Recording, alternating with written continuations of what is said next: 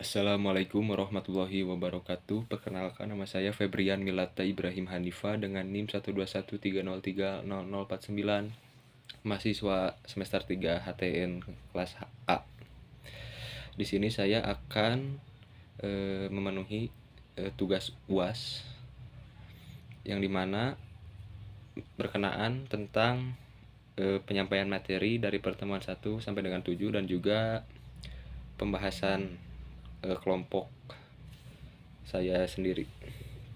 Baik, yang pertama pada pertemuan 1 kita membahas apa itu ekspektasi kita dalam perkuliahan HTN di semester 3 ini. Baik, ekspektasinya yaitu bagaimana kita dapat memenuhi pembelajaran ini dengan maksimal dan juga mengerti setiap apa yang menjadi pokok pembahasan dalam tiap-tiap silabus yang dibahas dan juga merepresentasikannya bukan hanya dalam dunia perkuliahan atau di kampus saja, melainkan di luar itu. Baik, berikutnya masuk pada pertemuan kedua, yaitu mengenai konsep ruang lingkup pengertian hukum tata negara.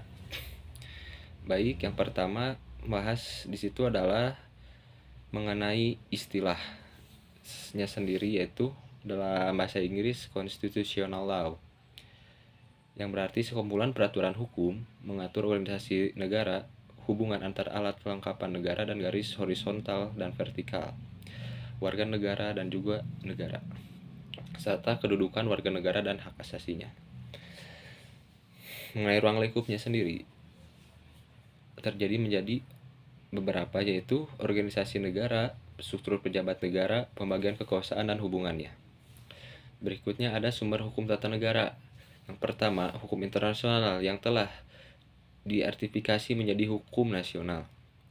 Peraturan, yang kedua peraturan perundangan tertulis. Wujudnya undang-undang, peraturan pemerintah, perjanjian, dan lain sebagainya. Yang ketiga ada nilai-nilai konstitusi tak tertulis, yang mana bisa disebut dengan hukum adat. Yang keempat jurisprudensi peradilan. Yang kelima constitutional convention atau kebiasaan ketatanegaraan. Yang keenam doktrin ilmu hukum telah menjadi ius communis opinu doctrum. Berikutnya masuk pada pertemuan 3 yang membahas dan materi azas hukum tata negara. Yang pertama yaitu ada azas negara kesatuan. Negara kesatuan dalam bentuk pemerintahan lebih sentralistik. Negara kesatuan dibagi ke dalam beberapa azas. Yang pertama azas desentralisasi, yaitu pelimpahan sebagian wewenang dengan antara pusat dengan daerah. Yang kedua asas deskonsentrasi, yaitu penyelenggaraan urusan pemerintah pusat yang dilimpahkan kepada daerah. Yang ketiga azas pembantuan, yaitu wewenang urusan pemerintah pusat yang dibantu daerah. Yang kedua ada negara serikat. Sentralistik negara tidak terlalu besar seperti negara kesatuan. Asas negara hukumnya seperti Bangkok. Contohnya Bangkok pada 1965,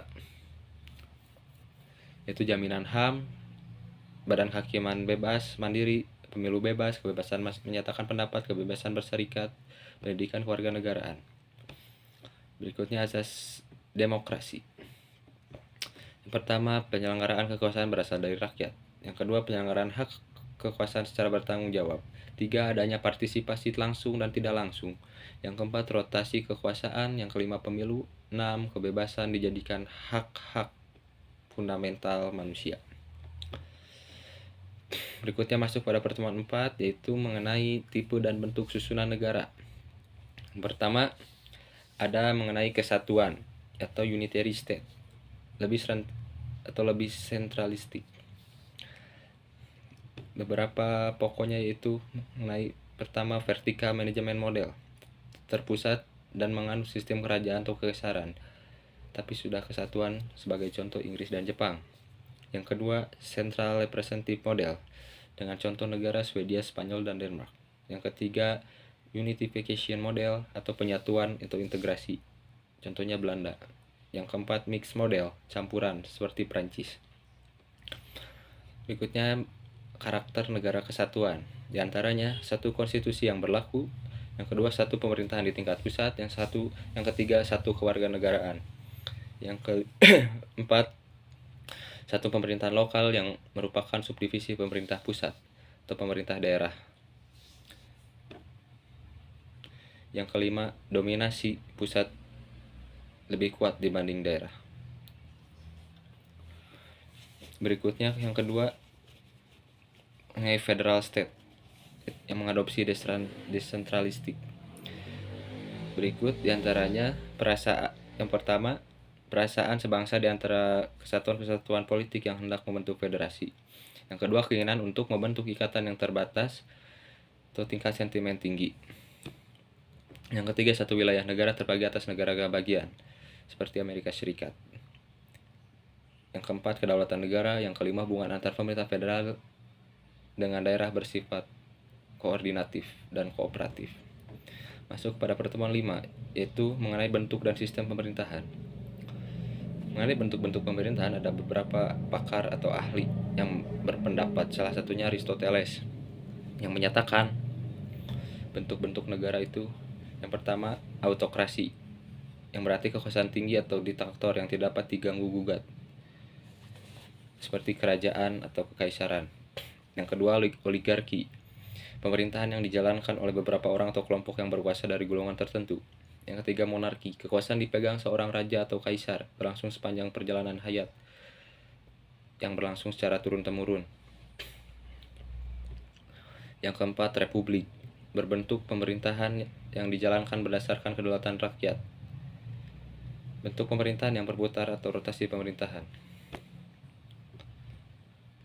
Yang kedua, sistem pemerintahan menurut Mahfud MD. Sistem hubungan dan tata kerja antar lembaga-lembaga negara. Yaitu yang pertama ada presidensial, kepala negara menjadi alat pemerintahan, eksekutif. B. Parlementer. Yang berikutnya ada parlementer. Kepala negara tidak berkedudukan sebagai kepala pemerintah karena ia lebih bersifat simbol nasional. Sebagai kepala negara saja, tidak untuk pemerintahan. Kemudian pertemuan 6, negara autokrasi dan demokrasi modern. Autokrasi modern yaitu sebagaimana contoh yang dianut oleh fasisme Italia, Nazisme Jerman, komunisme Soviet, dan salah satu bentuk pemerintahan yang karakternya berbeda dengan demokrasi, di mana autokrasi ini memiliki satu partai atau partai tunggal.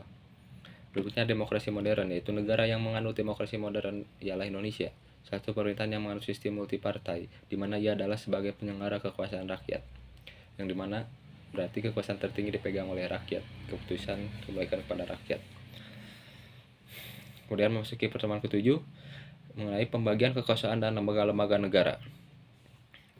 Ada pembatasan kekuasaan. Menurut Martin Heidegger, cara melakukan pembatasan kekuasaan yaitu diantaranya, pertama secara langsung, yakni adalah pemilihan para penguasa. Jadi rakyat berpartisipasi langsung untuk melakukan pemilihan pada penguasa. Yang berikutnya pembagian kekuasaan dan kontrol jurisdiksional.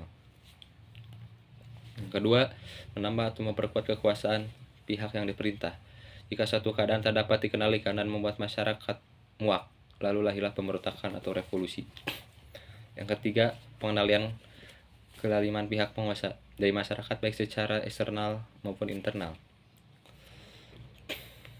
Berikutnya mengenai kekuasaan eksekutif presiden, yaitu yang bertugas melaksanakan sebagai penyelenggara atau pelaksana undang-undang. Ada kekuasaan legislatif yang diperankan oleh DPR, yang dimana bertugas membuat undang-undang atau hukum aturan. Yang ketiga ada yudikatif, yaitu yang mana sebagai lembaga yang bertugas mengadili dan kehakiman. Baik, untuk penjelasan materi pembahasan dari pertemuan 1 sampai 7 segitu saja.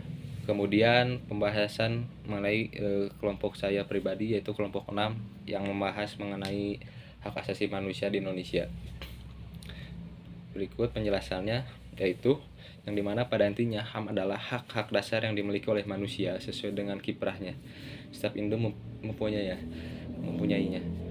Dan HAM ini bersifat mutlak dan juga merupakan bersifat kodrati karena dibawa sejak lahir. keinginan agar HAM-nya terpenuhi, tapi satu hal perlu kita tahu, jangan pernah melanggar atau menindas HAM. Oleh karena itu, HAM setiap individu dibatasi oleh HAM orang lain.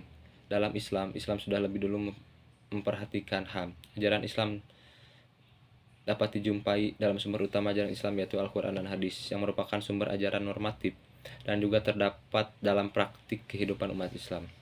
Dalam kehidupan bernegara, HAM diatur dan dilindungi oleh perundang-undangan, di mana setiap bentuk pelanggaran HAM, baik yang dilakukan oleh seseorang, kelompok, atau instansi, atau bahkan negara, akan diadili dalam pelaksanaan peradilan HAM. Pengadilan HAM memenuhi proses pengendalian melalui hukum. Acara peradilan HAM sebaiknya terdapat dalam Undang-Undang Pengadilan HAM.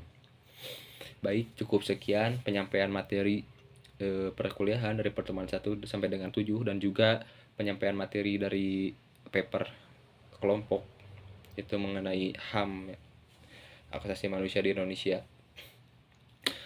Mohon maaf bila ada kata-kata yang kurang berkenan atau penyampaian yang kurang maksimal. Terima kasih. Wassalamualaikum warahmatullahi wabarakatuh.